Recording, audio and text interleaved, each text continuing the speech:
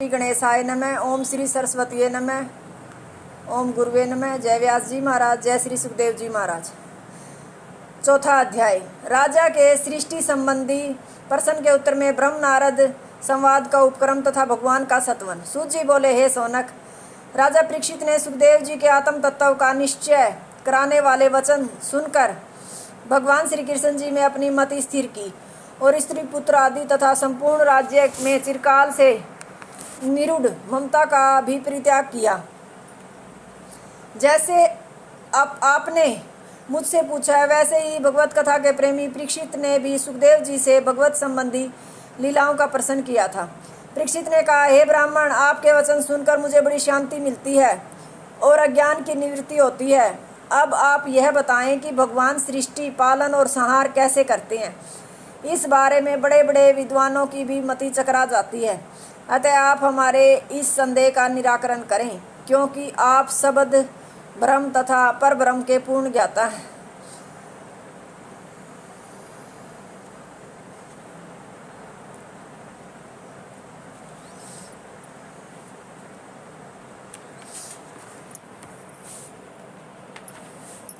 सूत जी कहते हैं, हे सौनक, राजा परीक्षित का प्रश्न सुनकर सुखदेव जी ध्यान मगन हो भगवान का सत्वन करते हुए बोले, हे भगवान, आप पुराण पुरुष हैं। आप ही ब्रह्मा, विष्णु और शिव रूप धारण कर सृष्टि, पालन और संहार करते हैं। सबके अंतर्यामी होते हुए भी आपको यथार्थ रूप से कोई नहीं जान सकता। आप भक्तों का ज्ञान दूर करते हैं, परमहंसों को ज्ञान देते हैं। आपको बारंबार नमस्कार करता हूँ।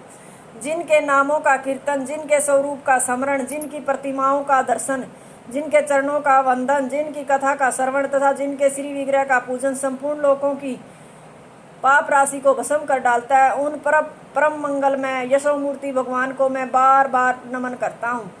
पापी पुरुष भी जिन आपके भक्तों के आश्रय से पवित्र हो जाते हैं, ब्रह्मा आदि देवता भी जिन आपकी मूर्ति का दर्शन कर चकित रह जाते हैं और उसका पार नहीं पाते, वह दुर्गे भगवान मुझ पर प्रसन्न हो, मैं प्रणाम करता हूँ। जो लक्ष्मी के स्वामी, जगों के फलदाता, प्रजा के रक्षक, बुद्धि के प्रवर्तक, लोकों के अधिष्ठाता, पृथ्वी के उधरता, भक्तों के मानदाता तथा यदुवंशियों के मनवदाता एवं रक्षक हैं, वे ऐश्वर्य संपन्न भगवान मुझ पर प्रसन्न हो, सिर झुकाकर नमन करता हूँ।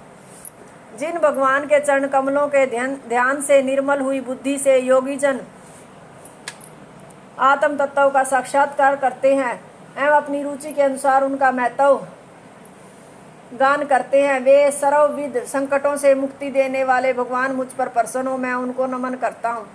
हे भगवान, जिन आपकी ही प्रेरणा से सरस्वती ने ब्रह्मा जी के मुख से आविर्भूत होकर उनकी सृष्टि विषयक स्मृति जागृत की, जो महाभूतों द्वारा शरीरों की रचना कर अंतर्यामी रूप से उनमें निवास कर इंद्रियों को शक्ति प्रदान करते हैं, वह भगवान इस समय मेरी वाणी को अलंकारों से युक्त कर दें, जिससे मैं प्रवचन करने में समर्थ हो सकूं। मैं आपके चरणों में बारंबार नमस्कार करता हूँ।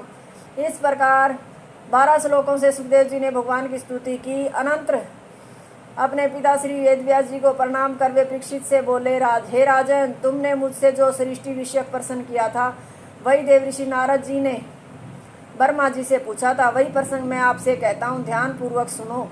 द्वितीय स्कंद का चौथा अध्याय समाप्त। हरिओम तत्सत।